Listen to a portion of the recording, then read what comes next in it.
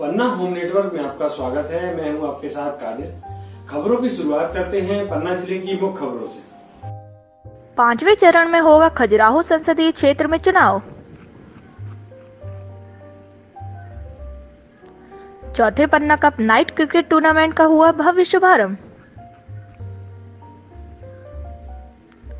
National highway के किनारे मिला अज्ञात संदिग्ध शव। जुगल किशोर जी मंदिर के पास हुआ गंभीर हादसा। रेत खदानों से रात्रि में उत्खनन बैन। मुख्य खबरों के बाद खबरें अब विस्तार से। मुख्य खबर के प्रायोजक हैं होटल सानवी लैंडमार्क मोहन निवास पन्ना। 5वें चरण में होगा खजुराहो संसदीय क्षेत्र में चुनाव। 10 अप्रैल को जारी होगी चुनाव अधिसूचना। 6 मई को वोटिंग, 23 को आयोग परिणाम देगा। चुनाव आयोग द्वारा देश भर में लोकसभा चुनाव की तारीखों का ऐलान कर दिया गया है। 7 चरण में होने वाले इस चुनाव में 5वें चरण में खजुराहो लोकसभा क्षेत्र में चुनाव होगा। आज कलेक्टर पन्ना मनोज खत्री ने चुनाव के संबंध में मीडिया से विस्तृत जानकारी साझा करते हुए पत्रकार वार्ता की। उन्होंने बताया कि खजुराहो संसदीय क्षेत्र के लिए चुनाव अधिसूचना 10 अप्रैल को जारी होगी। 18 अप्रैल तक नामांकन जमा किए जा सकेंगे। 20 अप्रैल को नामांकनों की समीक्षा होगी। 22 अप्रैल को नाम वापस लिए जा सकेंगे। मतदान 6 मई को होगा। उन्होंने कहा कि शांतिपूर्ण, स्वतंत्र एवं निष्पक्ष निर्वाचन की तैयारियां प्रारंभ कर दी गई हैं। उन्होंने बताया कि इस लोकसभा सीट में छतरपुर, पन्ना एवं कटनी जिले की विधानसभा सीटें शामिल हैं, जिसमें 18,31,864 मतदाता है। पन्ना जिले की पवई विधानसभा क्षेत्र में पहले 327 मतदान केंद्र थे। इस बार मतदान केंद्रों की संख्या बढ़कर 331 हो गई है। इसके अलावा गुनौर में 274 एवं पन्ना में 290 मतदान केंद्र स्थापित है। इस प्रकार से जिले में 895 मतदान केंद्रों पर मतदान कराया जाएगा। जिले की पवई विधानसभा में पूर्व में 2,46,117 मतदाता थे। अब यह मतदाता संख्या बढ़कर 2,60,427 हो गई है। इस विधानसभा में 14,310 नए मतदाता जुड़े। गुनौर विधानसभा क्षेत्र में पूर्व में 1,99,554 मतदाता थे। अब बढ़कर 2,13,708 मतदाता हो गए हैं। इस विधानसभा में 14,154 नए मतदाता जुड़े। इसी प्रकार पन्ना विधानसभा क्षेत्र में पहले 2,19,752 मतदाता थे। अब बढ़कर 2,34,016 मतदाता हो गए। इस प्रकार 14,264 नए मतदाता जुड़ गए। जिले में पूर्व में 6,65,423 मतदाता थे। वर्तमान में 7,08,151 मतदाता हैं। जिले में 42,728 नए मतदाता जुड़ गए। उन्होंने निर्वाचन के संबंध में की जा रही कार्यवाही के संबंध में विस्तार पूर्वक जानकारी दी गई। उन्होंने कहा कि पत्रकार बंधु निष्पक्ष रहकर कार्य करें।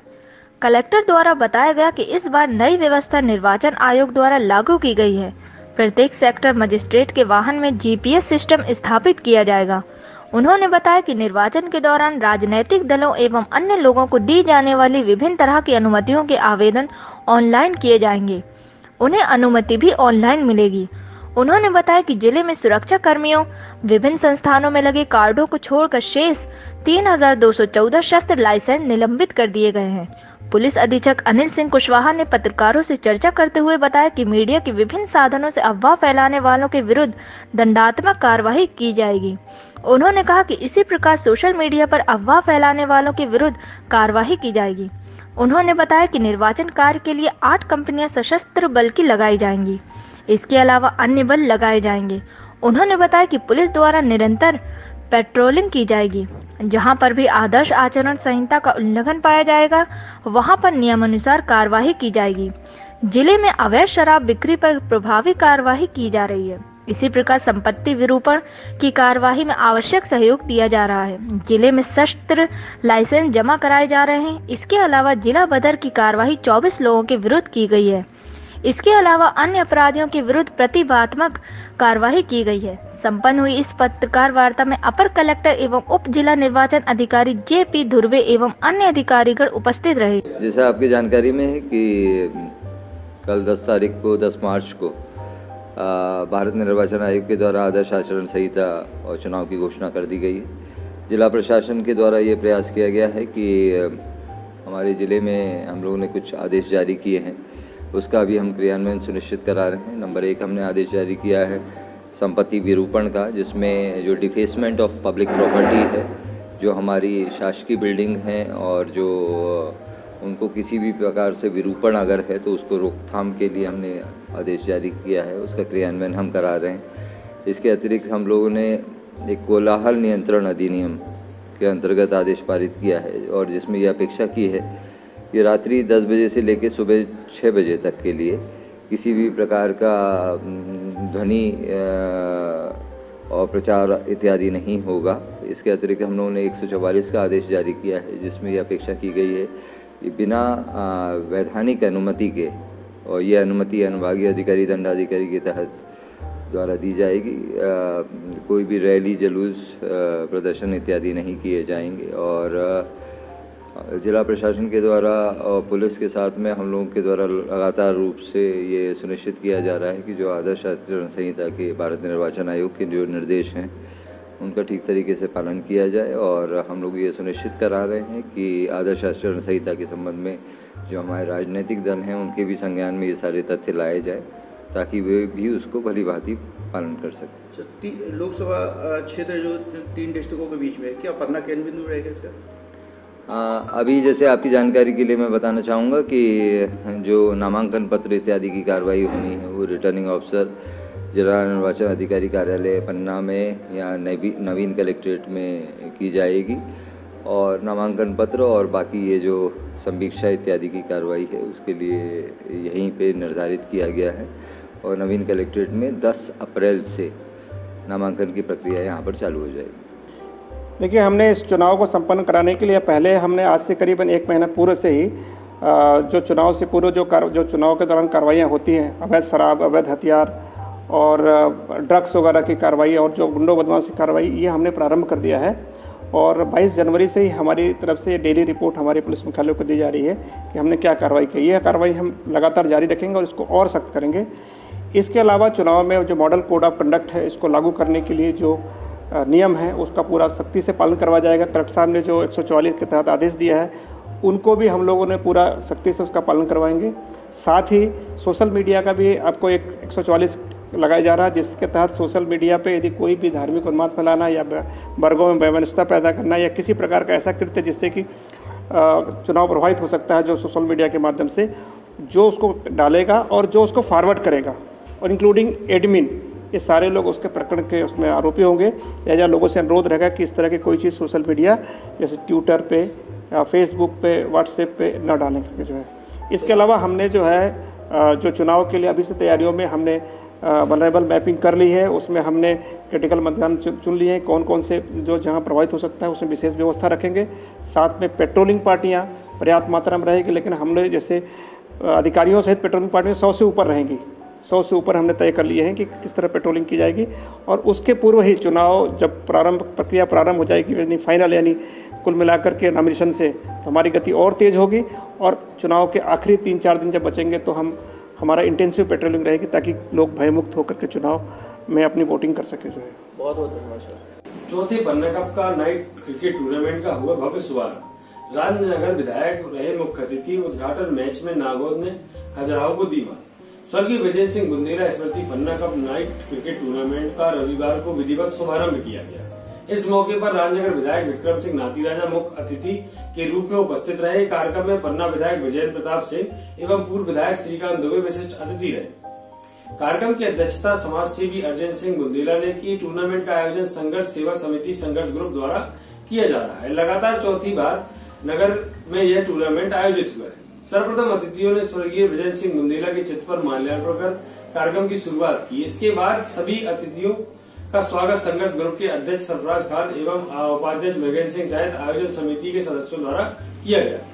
टूर्नामेंट के संबंध में विस्तृत जानकारी देते हुए आयोजक मृगेंद्र सिंह गहरवार, जिलाध्यक्ष NSUI पन्ना ने बताया कि यह टूर्नामेंट लगातार चौथी बार आयोजित किया गया है। टूर्नामेंट में पन्ना सहित कई जिले की टीमें हिस्सा ले रही हैं।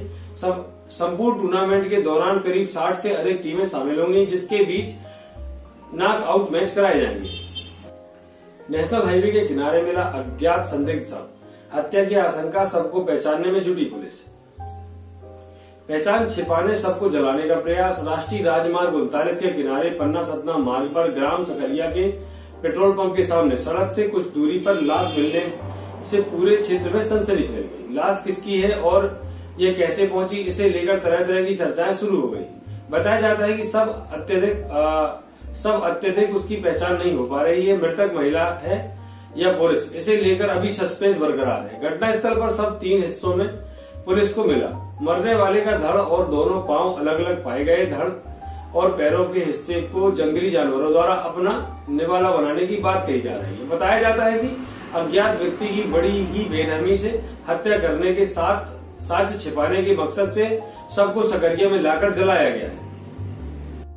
रविवार को दोपहर में पन्ना कोतवाली थाना पुलिस को सकरिया में अज्ञात व्यक्ति का जला हुआ शव पड़ा होने की सूचना मिली। इस घटनाक्रम की खबर फैलने के बाद से पूरे इलाके में हड़कंप मचा है। पन्ना से महज 12 किलोमीटर की दूरी पर स्थित सकरिया ग्राम पहुंचकर रविवार को ही पुलिस अधिकारियों ने घटनास्थल का दौरा किया। अंधे कत्ल के संबंध में आसपास के लोगों से बात कर आवश्यक जानकारी हासिल करने के प्रयास किए गए। रविवार रात शव को पोस्टमार्टम के लिए पन्ना लाकर जिला चिकित्सालय के शव विच्छेदन गृह में रखवाया गया। सोमवार की सुबह शव की हालत को देखते हुए ड्यूटी डॉक्टर ने पोस्टमार्टम संभव न होने की जानकारी दी, जिसके बाद शव को जांच के लिए मेडिको लीगल संस्थान भोपाल भेजा जा रहा है। नेशनल हाईवे 39 किनारे सकरिया ग्राम के समीप अज्ञात व्यक्ति का जला हुआ शव मिलने की घटना से एक बात स्पष्ट है कि पन्ना पुलिस का अपराधियों में जरा भी खौफ नहीं है। संभवतः अन्य किसी स्थान पर हत्या करने के बाद अज्ञात शातिर आरोपी बड़े ही दुस्साहसिक तरीके से शव को सकरिया लाकर नेशनल हाईवे किनारे जलाकर आसानी से भाग निकले, लेकिन किसी को इसकी भनक तक नहीं लगी। जबकि घटनास्थल के सामने पेट्रोल पंप स्थित है, वहीं जिस तरफ लाश मिली है उससे कुछ ही दूरी पर रेल लाइन बिछाने का कार्य चल रहा है। वहां पर रेलवे के ठेकेदार का कैंप स्थित है। नेशनल हाईवे पर जहां हर मिनट में सैकड़ों वाहन दिन रात गुजरते हैं, वहां सड़क से चंद कदमों की दूरी पर इतनी बड़ी वारदात के होने से पन्ना पुलिस की कार्यप्रणाली और सक्रियता पर सवालिया निशान लगा है। ये कल शाम को सकरिया गांव के सरपंच द्वारा सूचना दी गई। सकरिया पेट्रोल पंप के सामने करीब 250 मीटर अंदर नर्सरी के पास एक अज्ञात डेड बॉडी मिली है और जली हुई हालत में है, 2 टुकड़ों में। तो उसको हॉस्पिटल लेके आए हैं पीएम के लिए। यहाँ पे अभी डॉक्टरों के पैनल को लिख के दिया है। अब लोग उसका निरीक्षण वगैरह कर रहे हैं। और वो जेंट्स हैं, फीमेल है समझ में नहीं आ रहा, तो संभवतः उसको मेडिको लीगल रेफर करेंगे अभी। जुगल किशोर जी मंदिर के पास हुआ गंभीर हादसा, 4 पहिया वाहन की टक्कर से युवती घायल। शहर में यातायात की समस्या आम बात बनकर रह गई है। आए दिन मुख्य मार्गों से निकलने वाले बड़े बड़े वाहन लोगों के लिए परेशानी का सबब बनते रहे। शहर की यातायात व्यवस्था की जिम्मेदारी यातायात पुलिस की है, लेकिन सुबह से शाम तक दिखने वाले यातायात कर्मी एकाएक रात को गायब हो जाते हैं, जिस कारण रात्रि के समय जाम की स्थिति आए दिन बन जाती है, जहां पर दुर्घटनाएं तक घटित होती है। ऐसा ही नजारा सबसे भीड़ वाला क्षेत्र इलाके श्री जुगल किशोर मंदिर के पास देखने को मिला, जहां पर एक 4 पहिया वाहन की टक्कर से युवती गंभीर रूप से घायल हो गई। इस संबंध में बताया जाता है कि बीती शाम करीब 7 बजे प्रिय रजक पिता रामनाथ रजक उम्र 19 वर्ष, जो अपने सहेली के साथ श्री जुगल किशोर जी मंदिर दर्शन करने के लिए गई थी, तभी 4 पहिया वाहन जो मंदिर परिसर में अनियंत्रित होकर युवती के ऊपर जोरदार ठोकर मार दी, जिससे युवती गंभीर रूप से घायल हो गई, जिससे उपचार के लिए जिला चिकित्सालय में भर्ती कराया गया है। शहर के बीचों बीच स्थित श्री जुगल किशोर जी मंदिर में जहां पर प्रतिदिन हजारों की संख्या में श्रद्धालु दर्शन के लिए जाते हैं, लेकिन यहां पर कोई उचित पार्किंग की व्यवस्था न होने से आए दिन विवाद की स्थिति पैदा होती है। वहीं श्री जुगल किशोर जी मंदिर के सामने पार्किंग की व्यवस्था की गई है, जहां पर सब्जी दुकानों का कब्जा है। जबकि इस ओर श्री जुगल किशोर समिति द्वारा कई बार जिला प्रशासन से पार्किंग की व्यवस्था खाली कराने की बात कही गई थी, लेकिन प्रशासन ने इस ओर ध्यान नहीं दिया गया, जिस कारण यहां पर आए दिन दुर्घटनाएं घटित होती रहती हैं। श्री जुगल किशोर जी मंदिर में भीड़ को देखते हुए यातायात पुलिस द्वारा पंचम सिंह चौराहे से लेकर बड़ा बाजार चौराहे तक को वन वे मार्ग घोषित किया गया है, जिसका मतलब है कि पंचम सिंह चौराहे से जो वाहन जाएगा वह बड़ा बाजार चौराहे से निकलेगा और बड़े बाजार चौराहे से कोई भी 4 पहिया वाहन पंचम सिंह चौराहे तक नहीं आएगा। लेकिन यह मार्ग केवल दिखावे के लिए वन वे घोषित किया गया है, जहां पर 4 पहिया वाहन बिना किसी रोक टोक के यातायात पुलिस कर्मियों के नजरों के सामने निकलते हुए देखे जा सकते हैं। बीती रात श्री जुगल किशोर जी मंदिर में गंभीर हादसा होते होते बच गया, लेकिन इस हादसे के चपेट में आने से युवती के पैर में गंभीर चोटें आई हैं। प्रत्यक्षदर्शियों की माने तो कार अनियंत्रित होकर तीव्र गति से युवती को ठोकर मारते हुए दूसरे वाहन से जा टकराई। यदि इस बीच कोई अन्य नागरिक होता तो वह भी इसकी चपेट में आ सकता था। घटना घटित होने के बाद यातायात पुलिस व कोतवाली पुलिस मौके पर पहुंचकर युवती को उपचार के लिए भेज यातायात व्यवस्था को सुचारू रूप से चालू करवाया। गौरतलब है कि शहर के बीचों बीच जब यातायात पुलिस यातायात व्यवस्था सुधारने में नाकाम साबित हो रही थी, तो अन्य जगह की क्या स्थिति होगी यह अंदाजा लगाया जा सकता है।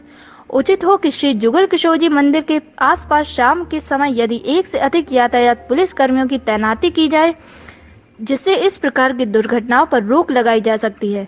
वहीं 4 पहिया वाहनों को मंदिर तक जाने में भी रोक लगाई जाए, जिससे जाम की स्थिति से भी निजात मिल सके। रेत खदान में रात्रि में उत्खनन बैन हुआ है। अब यह प्रतिबंध 8 अप्रैल तक लागू रहेगा।